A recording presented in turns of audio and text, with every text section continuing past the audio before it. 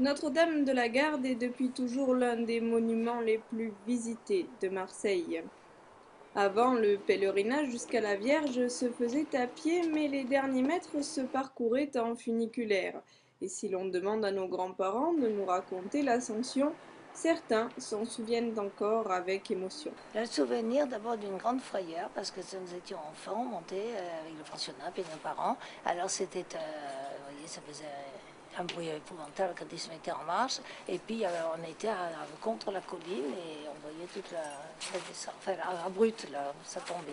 Alors on avait toujours peur, vous voyez, quand on était enfant, on disait oh là là, ça y est, il va s'arrêter, il va se... Et j'étais très déçue quand je suis revenue, je ne sais plus en quelle année, qu'il n'y avait plus le funiculaire. La seule trace du passé, c'est aujourd'hui cette avancée de pierre sur laquelle une croix a été érigée. Le funiculaire a fonctionné pendant plus d'un demi-siècle jusqu'en 1967. Aujourd'hui, il pourrait être question de son retour.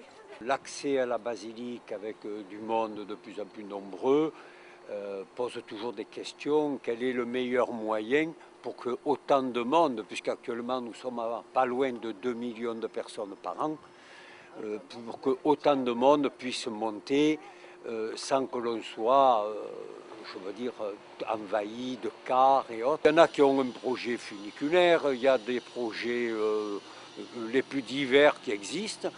Je veux dire, ce n'est pas d'aujourd'hui. Hein. Et qu'est-ce qui se fera? Quelles sont les décisions qui se prendront et quel sera le meilleur moyen? C'est toujours à étudier, on ne le sait pas.